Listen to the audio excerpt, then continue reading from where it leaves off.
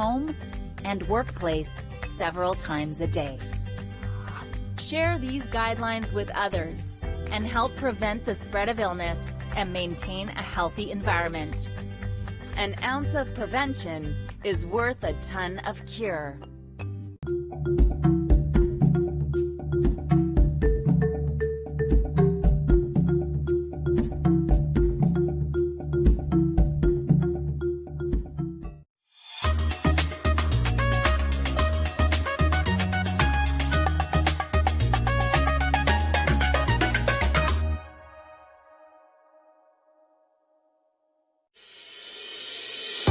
The International University of Management, a Namibian university dedicated to its people's future, a hub of abundant opportunities. We are IUF for life. We are IUF.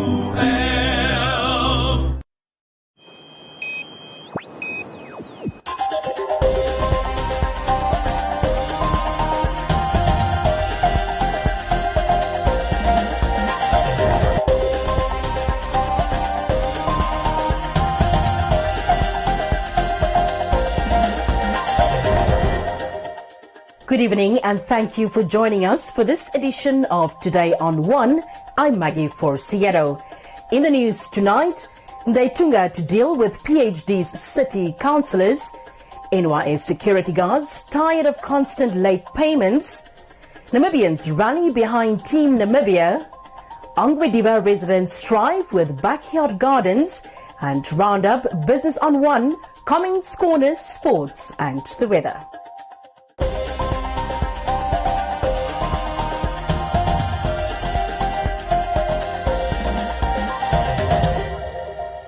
Now for the news in detail. Inspector General Sebastian Ndaitunga of the Namibian Police Force has threatened to prosecute City of Windhoek councillors with PhDs, claiming that they are encouraging land grabs in the city. The Inspector General led an operation to alert land grabbers and in the process arrested over 10 people. This report from Leston Waller. You were working here? No. Can we arrest you now? Oh, we are just from Ramba. We did not work. Are you sure? Yes, we are very sure. Where do you stay? Where? Behind where they are building there. Where are those one who put the structures here? I don't know. You don't know? Yes. Can you disappear now from here? General, this is... Can we arrest you, all of you? What are you doing here? Yeah?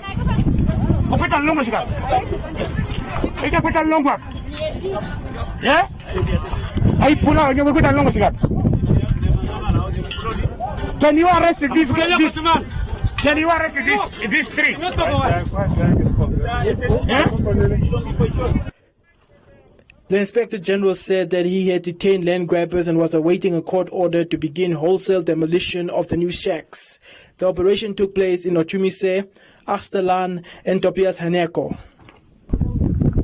This scale was caused mostly by those who are having a PhD in causing confusion and internal fighting in Council of Windhoek. They are the one who have those PhD of complaining and they're causing chaos in the Republic of Namibia. We will also deal with them because they are the one who are inciting violence in this town here, in this city. Okay? Failing the people, they are failing the people because they have been voted for the people to serve the people with dignity, with commitment, and to make sure that the people, if someone is doing criminal activity and you want to support them because you want the votes, that should not be accepted. We want the peace, we want security, we want the unity. And those one who are causing chaos and they don't want to adhere to the law, we will assist them to do so. Ndaitunga went on to say that they will keep on patrolling to guarantee that peace and order is maintained and that land grabbing is stopped. Send a strong message. We have arrested more than 15 or 10. And this is not the end. probably today at night we are going to patrol. We want to send a stern warning to the would-be capital for land grabbing. Enough is enough now. We have been tolerating these things for these days. We can't allow chaos. We can't allow anarchy. Democracy does not mean anarchy or chaos. It should be an orderly society. And the police force has vowed to monitor the situation until law and order is restored in the nation.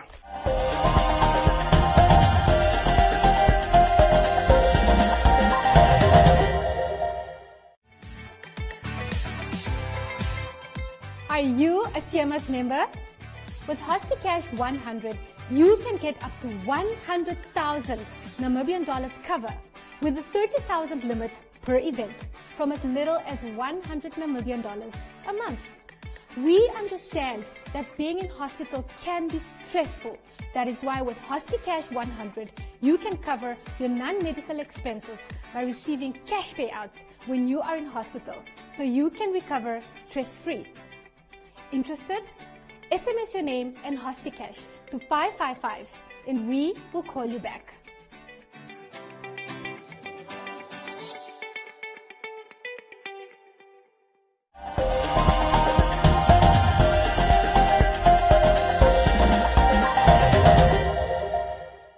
Security guards from the National Youth Service claim that they are faced with delayed payments over the years.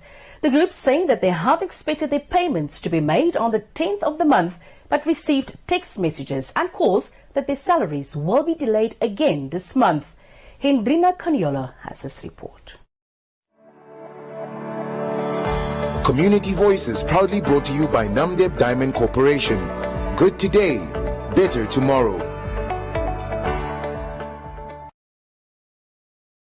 The Youth Security Service guards say it's the 10th and they are not paid yet. Why do they do this to us every month? These were the sentiments of security guards who say they are affected negatively by receiving late salaries or half of their salaries. Since this company was start operating since 2012, if I'm not mistaken. But since from those years, our bosses, they have been telling us that there is no money. Is it possible for a company to be operating for more than 10, 11 years but the company is not benefiting anything? Because we really don't know that the problem is from the site where we are working or the problem is from the NYS itself or YSS, because it's the same thing. It doesn't matter even if we work or either we don't work, especially by these days, working with empty stomachs every time. And the other thing which we don't understand, today is like it's the 10th, the day I used to get paid. And then I'll receive the text or either a call in the same day that there is a payment delay on my day of payment. They don't used to see that there's no money or what's the really problem of that. That's the thing we are facing. Again, the problem we face in this company is a transport. The issue here is the delayment of the salary, which we used to have it every month. So every month from January, I would say from January to December, we have the same story of the salary delayment, which we are not happy with it. We are always waiting for our salary on the 10th of each month, but it never happened. When eventually do they pay you out? Like, do they pay on the 20th? When do they give you the salary? The salary is supposed to be paid on the 10th of each month, and which we find ourselves, we are not getting our salary on the 10th as per agreed. So every time and every month they just say there is a payment delayment, which we don't know what the cause of the salary delayment, which we are not happy with it. The last month we got half salary, We got it 3 times, which is not good. How can you cut the salary? You get 1.1, what is that? And still this month, there's no salary, there's no payment. And we did not get any information from our boss. He did not come to talk to us. We are just here waiting, and maybe he don't even care. So where is your boss? Apparently he's in the meeting. The guards further say that at times they are left with minus balances in their bank accounts, and some of their policies are cancelled as they never pay them on time. We had the problem with the COVID-19, but then maybe the police also then you see it's a very problem. It's somebody affected with COVID-19, and everybody then affected. This is a problem. Every day you didn't tell us before. The pay is a delay. Only maybe then left from maybe the way if you are paying tomorrow, then you are telling us today. Or tomorrow then you are going to work. They say that they pay their delay. But I didn't tell before. This is a problem.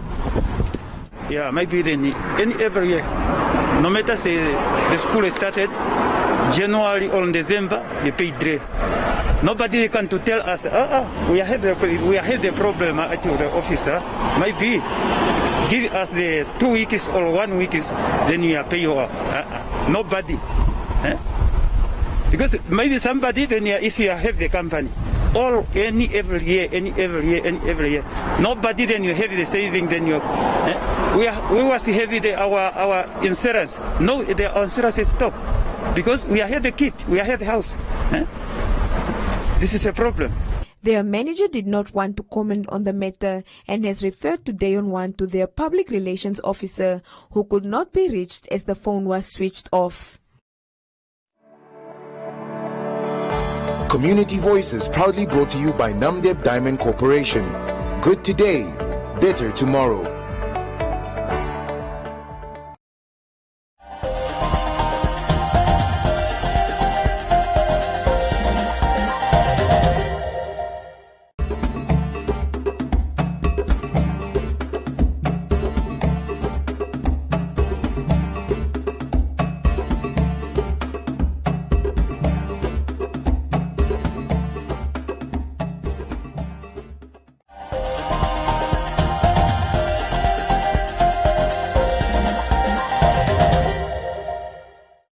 Namibians from all walks of life came out in numbers yesterday to welcome the country's 2020 Tokyo Olympic stars with a procession that took place from the Hosea Kutako International Airport to Katatura, organized by the Biker Squad.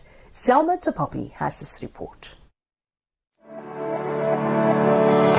Community Voices proudly brought to you by Namdeb Diamond Corporation. Good today, better tomorrow.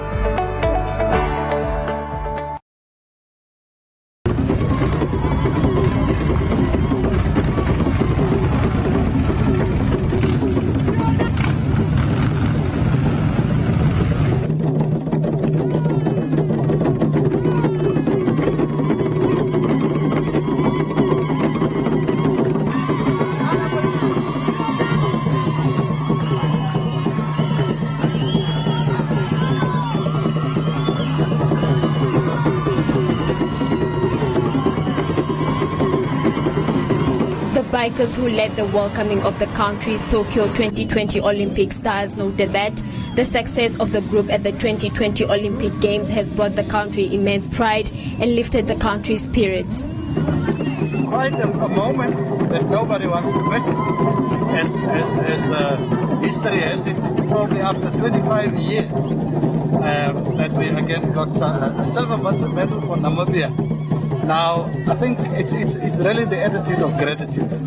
In a time such as this that we are going through, not only as Namibia but as the world, we need to get some touch points of positivity. You know, what are those positive points that we can get? And as the biker community, we said let's join this moment because we need to, refresh in a time such. It's a refreshing time, and what better time than to jump in this joy of Namibia. Namibia, the pride of Namibia. We owe it to the Namibians and also to the athletes, the winners, at least those that have participated.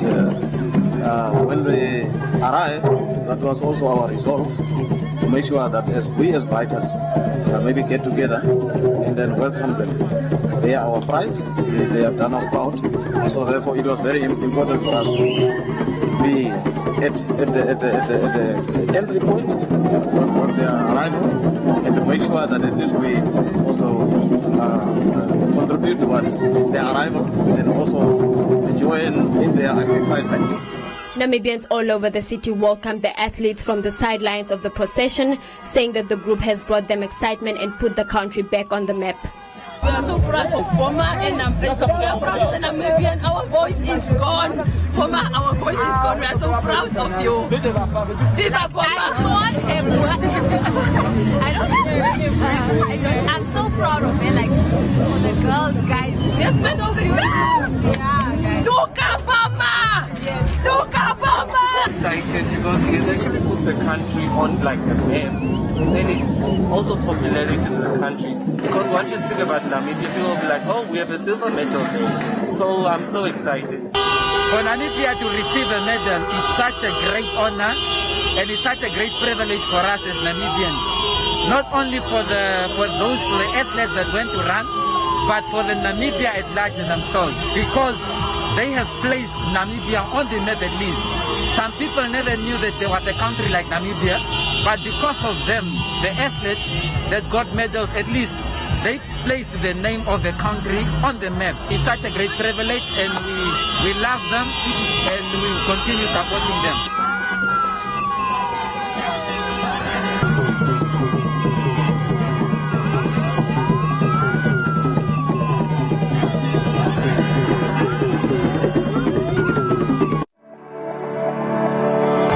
Community Voices proudly brought to you by Namdeb Diamond Corporation. Good today, better tomorrow.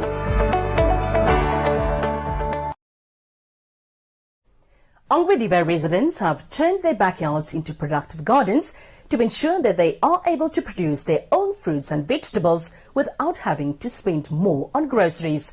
Joseph Ilonga has this report.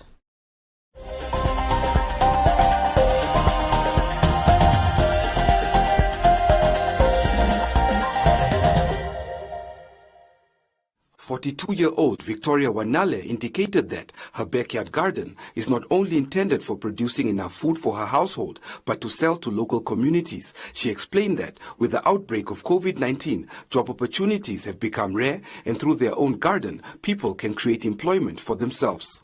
I sell the little bit of produce I grow in my garden to supplement my income. Outside, I have a sign indicating that I'm selling, and when people pass by, they notice the sign and come in to buy. They come back when they enjoy it. When COVID-19 started, sales began to decline, and fewer individuals came to support the company. 12-year-old Petukeni Shonela, a learner at Cleaner Cooper Private School in Ongwediva, has called on fellow learners to invest their time with something productive rather than just playing around and doing nothing during their school holidays. Shonela explained that he created a backyard garden to help his parents avoid spending too much money on small items like tomatoes, onions, green peppers and cabbage at the market.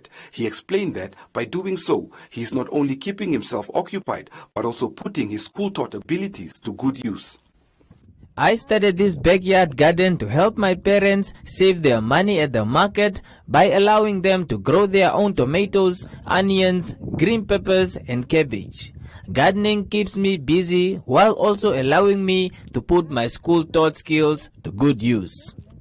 Meanwhile, Ongwediva Constituency Councillor Elia Irimari has urged young people to invest in agriculture so that the country may achieve food security and sustainability without relying on imports from South Africa. In addition, despite the COVID-19 outbreak, Irimari stated that agricultural communities have achieved progress.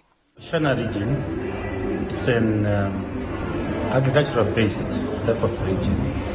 And even though it's doing good in terms of commerciality, despite the advent effect of COVID, when it comes to agriculture, I have just to proudly mention that at least, with regard to the crop production, which is predominantly mango, at least, they had a bumper harvest in the regions, coupled with cowpeas, quite a lot in the regions, and also animal husbandry. At least, this year we did not experience the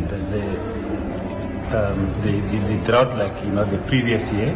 At least we have some, cattle around, and also a number of goats, small stock. It's quite higher, a lot, probably million, because every household, you drive through, they all have, goats in their yards, and that's also tell us, of a very good small stock, farming potential in the region. And also, also to mention that, we also have, a number of pigs in the region. Despite the obstacles posed by the region's water constraint, the governor believes that many agricultural entrepreneurs should strive to produce goods that can be sold in supermarkets.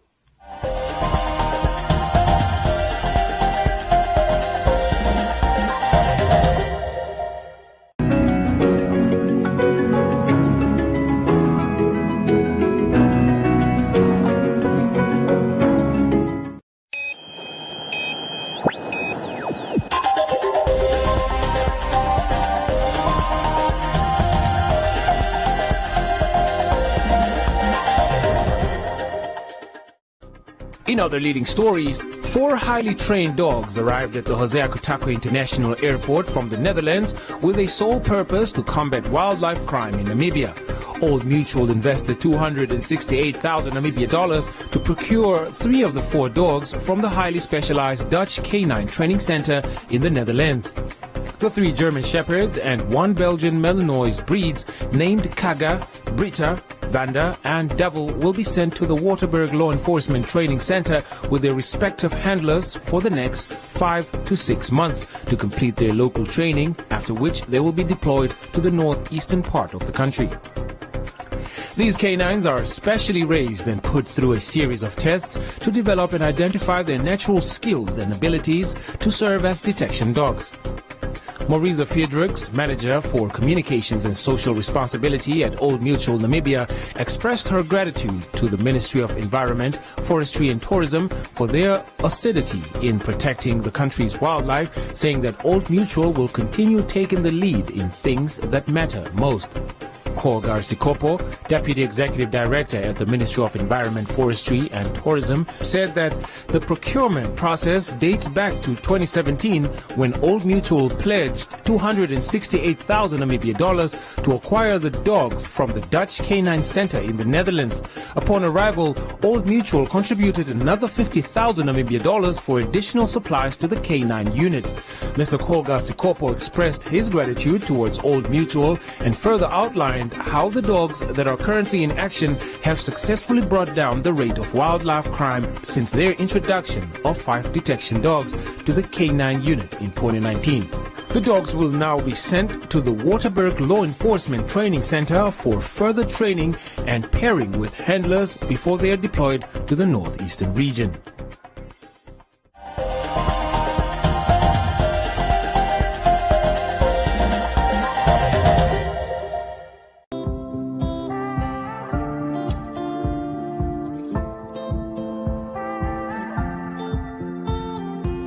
Early this morning, woke up holding my hair, hearing my heartbeat all night long. Shades of this motel keeping me in bed, reading the news, just trying to stay strong. I need to just get up, take a deep breath, keep it together, 'cause it's a beautiful day. Sun on my face, feeling okay. Don't let it get away. It's a beautiful day. Feel so proud, screaming out loud. It's a beautiful day. Beautiful day. Feel so proud, screaming out loud.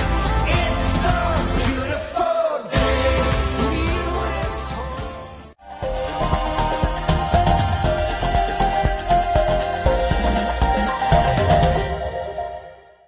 Joseph Shifini standing by for today's edition of Business on One and Economic Indicators.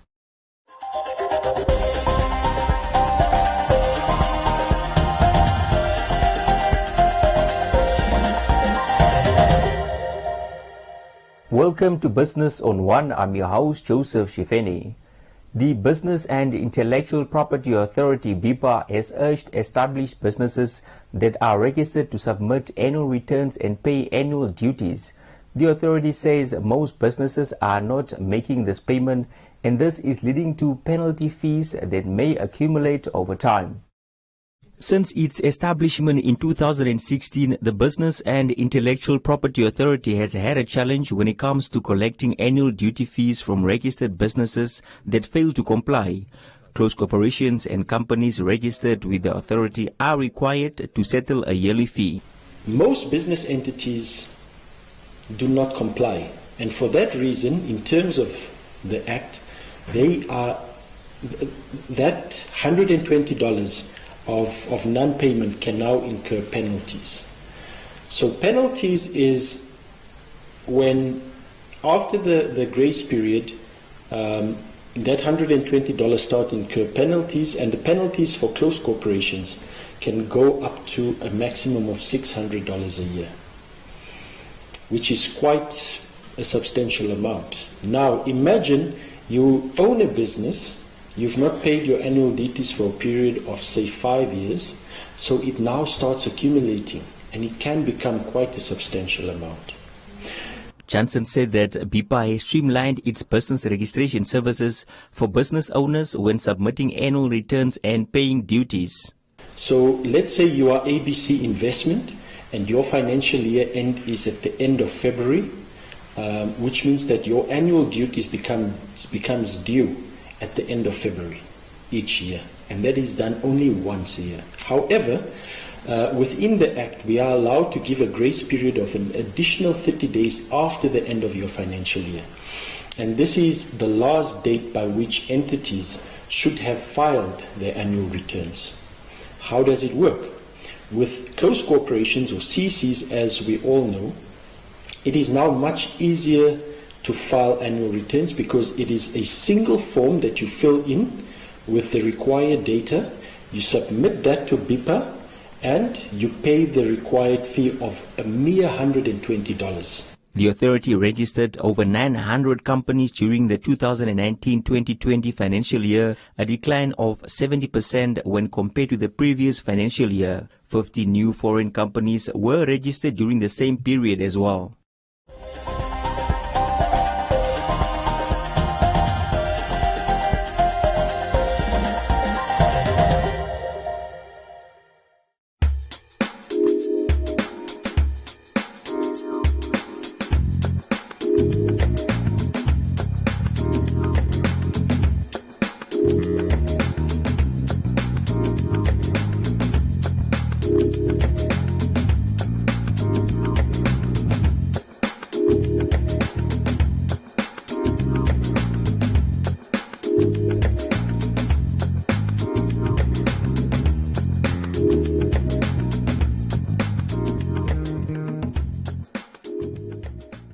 That is all we have for you. Join us again next time, and don't forget to follow us on our social media pages.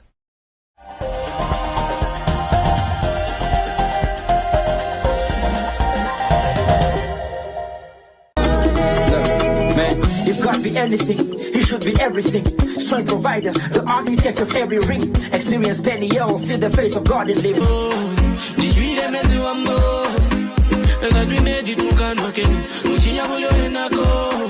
I pray to God for my enemy. Why you lady, why you baby, wanna do? Insta baby, Insta baby, Insta baby. Why you lying? Everybody shake what your mama gave ya. Everybody move what your mama gave ya. Everybody shake what your mama gave ya. Everybody move, yeah, lost, fuck.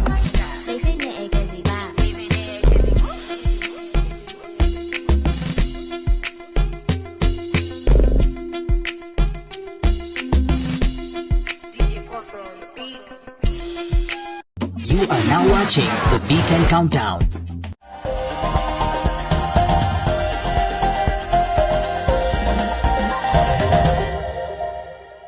Now we look at Comments Corner, your daily dose of comments from our social media pages. Residents from across Windhoek's informal settlements have taken control of a piece of land close to Ochimisi's Achterland. The group of angry residents started setting up their shacks as, according to them, they have lost faith in their leaders' false promises. Achterland's Mashitsi Street was a scene of disorder and lawlessness, with land being forcefully taken in broad daylight in front of law enforcement. The Namibian Police Force Major General Joseph Shikongo, Nampel Commerce Regional Commander Ishmael Basson, City Police Chief Abraham Kanime and City Police Senior Superintendent Jerry Shikesho were all at the scene. Police noticed that the government should fulfill its promises. IMS is asking why the City of Windhoek Mayor did not address the nation, adding that he promised to give land to the people for $1,000 Namibia.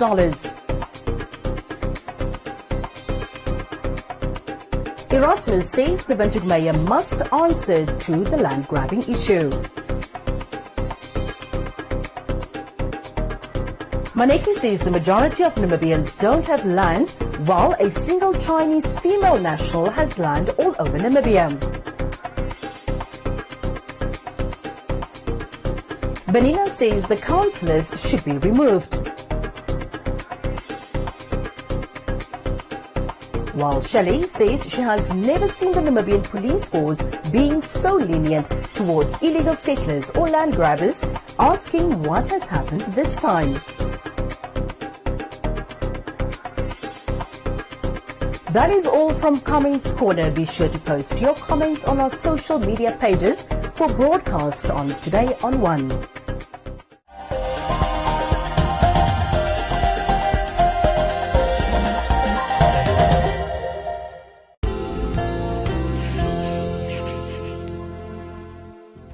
A very big hello to you, ladies. It's great to be with you on the show again. Yes. Welcome to Living the Life. Marriage is where the work really is.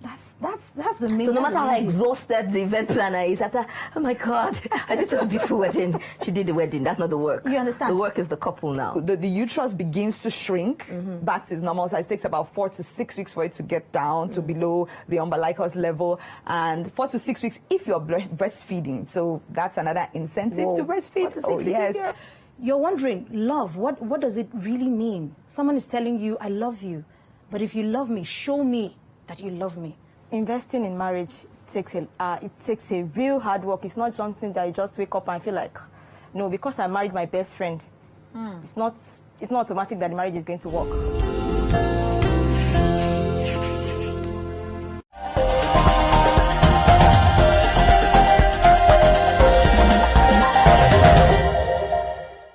Time now for today's sports update with Charo Musiandaka.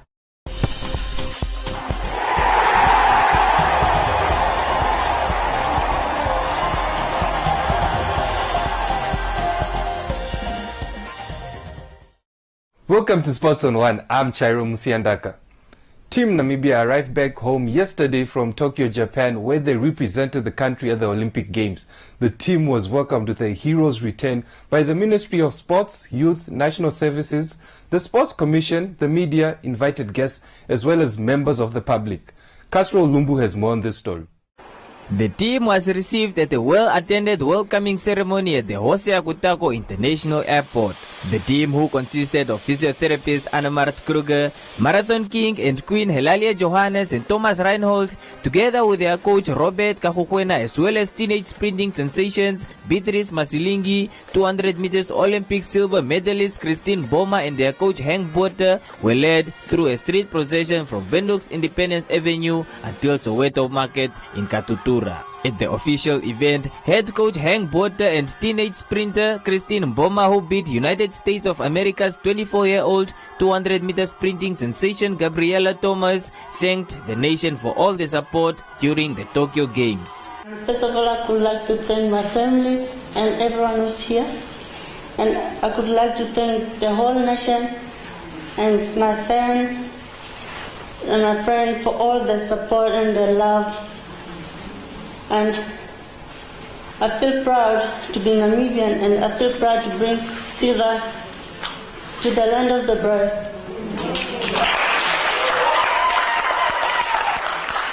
And I would like to thank my coach, Hank Potter, for believing in me and all the hard work. And I would like to thank my agent, Bradley. And I would like to thank all the companies that sponsored Team Namibia. Thank you for your love and your support. First of all, it's very important to recognize the fellow Olympians, athletes that was there, starting off with the cyclists and the rowers. And then obviously I think sometimes medals is a very nice thing to have, but we do not realize what excellent work was done by Lalia and Thomas in the marathon, arriving 5 days before the event, and I can tell you it is the worst heat I've ever experienced, running 42 kilometers with challenges with other teams, with groups that have 10 to 15 support personnel. We only had 1 to 2 to help her, and they still did unbelievably well. But this isn't possible without our families. I just met the uncle of Christine and their aunt. It's very nice to meet you. We are family. You don't know it yet, but we are family. And my beautiful grandmom there, I was so excited to see her dancing when I get off the plane. Oma Elizabeth, thank you for being there. And then my other child, Beatrice Maselinge, came in 6th in the finals of the 200 as a junior, running the 3rd best ever time in the history by a woman. And my crazy child, Christine, we had a meeting before the race, and I said to them, girls, you know what, I've never pressurized you for medals. I've never asked you for records. I've never asked you to do but your best. But now I want you to run for the country. I want you to run for medals. Because you have seen what we have done already with people that are just phoning us from all over Namibia. And I believe in some kind of way we united Namibia again on the sports field. With the recent criticism towards the Namibia Sports Ministry on sport matters, the Minister Agnes Jongarero in her keynote address highlighted the ministry's involvement in Boma and Masilingi's athletic journey. Much conjecture has been offered with regard to the role government played in all of this, especially the exploits of the 2 junior athletes brought unnecessary and ill-informed criticism at the door of our government. I want you to know that the government worked every step of the way with these 2 junior athletes. Every young aspiring athlete that participate in school sport does this under the watchful eye of the Namibia School Sport Union. The NSSU is a government fully funded school sport development program aiming to unearth such as these 2 junior athletes. Namibia was represented by 11 athletes in 5 disciplines at the Tokyo 2020 Games, returning home with a silver medal in the 200-meter track race event, courtesy of teenage sprinting sensation Christine Boma. Boma and Masilingi are next to participate at the 2020 Under-20 World Athletics Championships in Kenya, Nairobi this month, where they will lead the team of 6 selected by Athletics Namibia. Well, that's all we have time for you today. Please join us again tomorrow, and also don't forget to follow us on our social media pages. Back to you, Maggie. Thanks a lot, Chiro. Let's have a look at the weather forecast.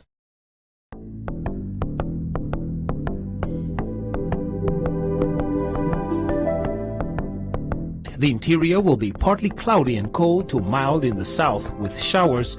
Elsewhere, warm over the central and eastern regions, but hot in the north. The coast will be partly cloudy, cold to mild with showers in the south, and wind will be fresh to strong southerly.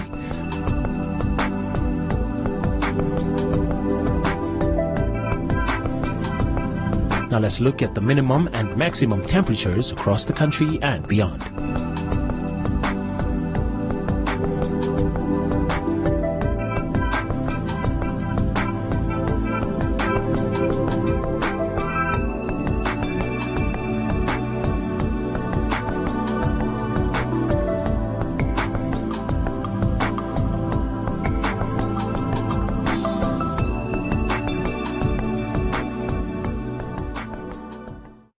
We have come to the end of today's edition of Today on One. Don't forget to follow us on our social media pages. From me, Maggie Forciero, and the rest of the team, it's good night.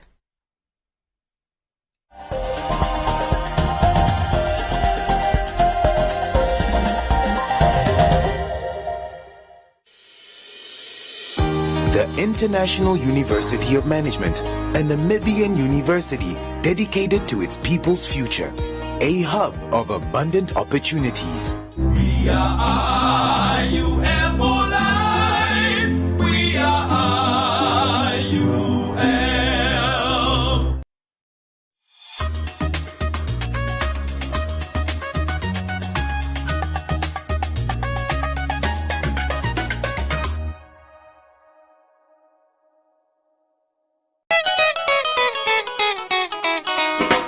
Mama, take it away.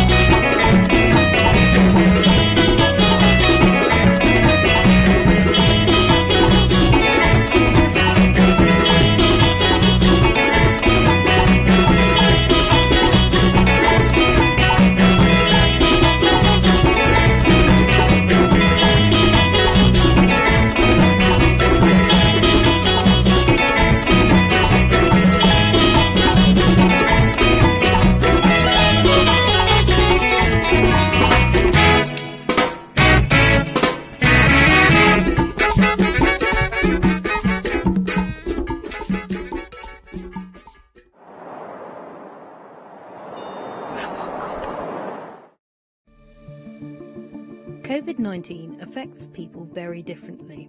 Many people show no symptoms at all, but some are hospitalized for weeks. So what does the disease do to your body? The coronavirus enters through the mouth, nose or eyes. It then usually attaches itself to cells lining the nose, throat, airways or lungs. It can turn these cells into factories that multiply and spread the virus. For the majority, a fever, cough and breathlessness are as bad as it gets. But the virus can damage the small blood vessels lining the lungs and initiate clotting. The alveoli are tiny air sacs where oxygen goes into the blood. If they become inflamed, it can trigger pneumonia. Seriously ill patients need to be given oxygen as the lungs fill with fluid and debris. I legit couldn't breathe. My oximeter was measuring under 88% oxygen levels, which is very dangerous. And the only time I ever thought my life was in danger was at that point. COVID-19 doesn't just affect the lungs. It can also disrupt the immune system, which is used by the body to fight illnesses. Cytokines are part of the immune system that find and signal infections. For some people with severe COVID-19, this system can go into overdrive. If too many cytokines build up, it can cause an overreaction that damages healthy cells. This is called a cytokine storm for the most severe cases. COVID-19 can lead to seizures or even a coma. It can also cause brain problems that lead to strokes. The immune system overreacting can cause clots that stop the blood supply to parts of the brain. Brain inflammation, psychosis and dementia-like symptoms can also affect seriously ill patients. The average length of the illness is 14 days, but many people have symptoms for much longer. Breathing problems and post-viral fatigue last for months in some cases. I cannot walk for long simply because I will feel a little bit short of breath and I feel the need to sit down. And that's something that has never happened to me before. Some of the people who are most likely to develop severe symptoms are older adults and those with underlying health conditions. It's not fully known how anyone will react to COVID-19 until they get it. So it's important for everyone to follow health guidance. What precautions are you taking to stay safe?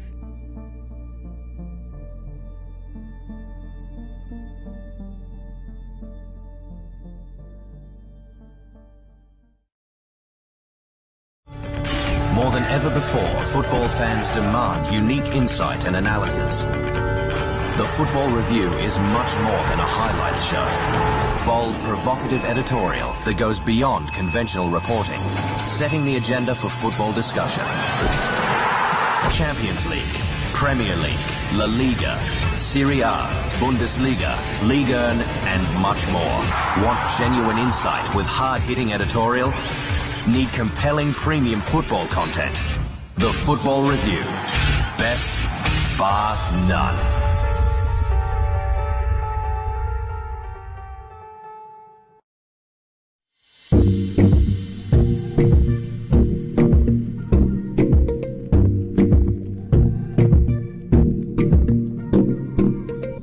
Hi beautiful souls, this is Nikita Winkler and I am here to share easy tools for stretching that you can do just about anywhere.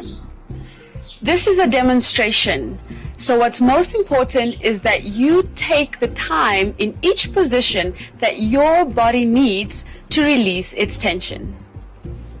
In this session, we will stretch the hips. What you'll need are yoga blocks or books, thick books, or pillows, especially if you have tight hips. You can do this on a mat, on the floor, on a blanket, or even in your bed. Let's get started. So we're going to start on the floor with the soles of our feet together. I'm going to grab around the feet. This is a butterfly position. So in order to warm up the hips, I'm just going to flap the butterfly wings. And again, take your time. I'm going to lean forward, and here, again, if the hips are too tight, you can place your blocks, books, or pillows underneath. You might even feel a stretch in the back here. From this position, I'm going to take one arm right behind me, not too far from my body. The other arm, inhale, exhale, press the hip open. And come back to center. Change. One arm right behind me to lengthen the spine, the other hand on the knee. Inhale, exhale, press the hip open and back to center. Now we're going to lie down on the floor. And first, before I get started, I have to make sure that my body, my spine is in alignment. I'm going to just open up the neck area. And you can spend as much time as you need here, allowing the force of gravity to weigh on the legs to open up the hips. You can place your blocks, books, or pillows underneath the knees. And gradually, you can take the feet even further down and spend enough time in each position. From here, we're going to go into an internal hip rotation. I'm going to spread my feet to the side, lean the knees inwards. If you have a little bit more flexibility, you don't really feel the stretch, just take your feet even further apart to deepen this internal rotation stretch in your hips. From here, I'm just going to place my feet, and without repositioning the feet, I'm going to take my arms to the side, and then I'm just going to rock my legs side to side, keeping the upper body facing up, shoulders down. And then I'm going to stop on one side, take the lower leg over the upper to add weight to deepen the stretch. Release the leg and switch. Other side, lower over the upper. And back to center. Last part, I'm going to spread my legs as wide open as I can, and I'm going to just row the boat. So what's important here is that the knees don't lift off the floor. Make sure you row both sides. Keep the knees and both bum cheeks on the floor. Alternatively, you can just lean forward. You can hang out on the pillow. Take your time on the blocks or on your books. And that is it. Thank you for joining me. Don't forget to breathe into your stretches, and happy stretching.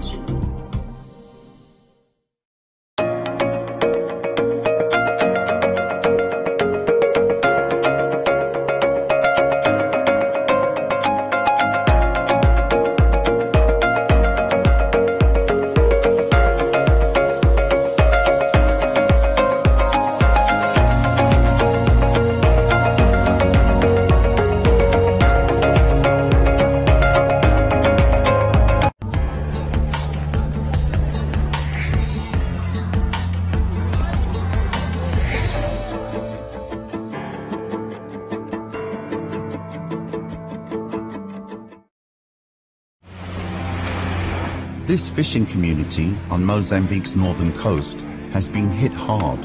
People here are suffering from high rates of malnutrition, but that's not all.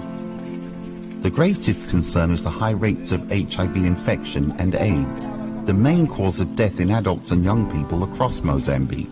Poor nutrition makes it even more difficult for people to fight the disease. 21-year-old Alima Artur is the daughter of one of these fishermen. A few years ago, she suddenly started suffering from an unknown illness. Me encontrei desesperada, totalmente triste. Minha vida só era chorar. Pensei que eu já estava a ir já. All this changed the day Alima met Arlek Anna Abel from a project called Chapani. With support from IFAD, the International Fund for Agricultural Development, and the Belgian Fund for Food Security, staff from Chapani work with villagers to combat the dual threats of HIV and malnutrition. When Alima tested positive for HIV and AIDS, Arlette encouraged her to form a support group. Alima chose her father and aunt, who helped her to stay optimistic and healthy. In fact, teaching people to eat well is an important part of Arlette's work. Eu ensinei elas para que pudesse enriquecer os alimentos para ela poder as hemoglobinas não baixarem. Então, já se alimenta agora de verduras, não só do peixe. As part of the Chapani project, cooking demonstrations are held for everyone in the community. The session today features the highly nutritious moringa plant, a fast-growing, drought-resistant tree unknown to many locally. Now it has become a popular item in the local cuisine. Ocho kunje wa motsa, jeko wichisu, ashtoti, makari pimo maliha. Maria Machambi, who is not HIV positive, is learning to create her own garden with more than 6,000 other families in the area. The idea is spreading quickly throughout the community, with locally trained volunteers now leading the process. They share their ideas with their neighbors and everyone gets excited. For us, that is key. Once communities own the process and they don't need an external person to tell them how to cook food, how to prepare it, they do it within themselves. The success of the project has motivated IFAD to expand nutrition education across the nation over the next 3 years. Meanwhile, Alima is playing a key role in spreading the word about healthy living. Through songs, she informs people about safeguarding against HIV and AIDS, adopting healthy eating habits, and learning to cope with the disease. Vela, me repara só. Sabe, uma pessoa pode me ver, não saber que eu tenho esse tipo de problema. Hã? Estou bem, hein? Ouviste? And with more than 10% of Mozambique's adult population infected with HIV, this message has never been more pertinent.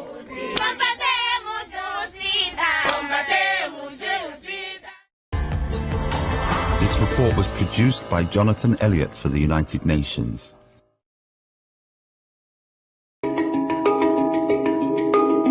BBC's Smart Money program presents an exciting new technology segment dubbed Smart Tech.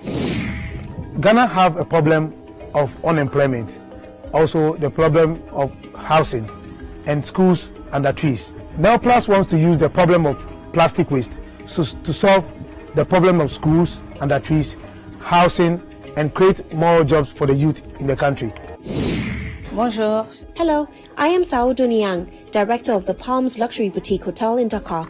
I started by cleaning a toilet. Today, I am the manager of my own 5-star hotel boutique with 60 employees. To give more people access to these life-saving vaccines, South Africa and India have proposed a waiver of COVID-19 patents, and the move seems to be gathering momentum after receiving the backing of the United States. But even if the patent waiver is indeed granted, can Africa manufacture these vaccines at scale?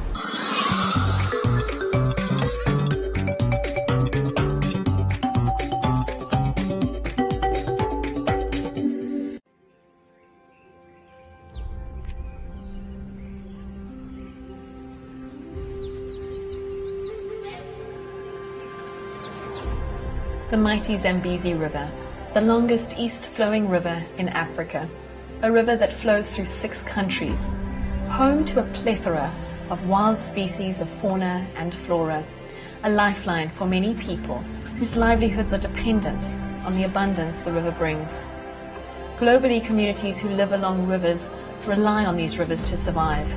Communities living along the Zambezi call it the river of life, bringing water for their crops and fish as their main protein source. In Namibia, a country situated in sub-Saharan Africa, the Zambezi River sits at the heart of Kaza, the Kavango-Zambezi Trans-Frontier Conservation Area, which is one of the greatest conservation areas on Earth, a stronghold for very many of our most iconic wildlife. I'm right now where the river forms the border between Namibia and Zambia. This enormous water body provides sustenance to a wide array of wildlife, bird and fish species. It's also a lifeline for human beings. The same communities are the people also who are doing the illegal activities. The price of fishing has gone up because fish has become scarce. The more they finish, the more our life gets harder and harder. These days, it is very rare to get a big bream unless in those protected areas. A small group of community members, together with non-governmental organizations like Namibian Nature Foundation, are fighting back. We have to start thinking out of the box, to be honest, because what's going to happen is going to be out of this box that we haven't seen before. By creating protected areas, monitoring and patrolling, fish stocks have a chance at recovery. These are the stories of the people fighting for the continued existence of their communities. These are the last defenders. Struggling with no food, no what. But we didn't stop. If I don't do it, our young children, they will never know the fish.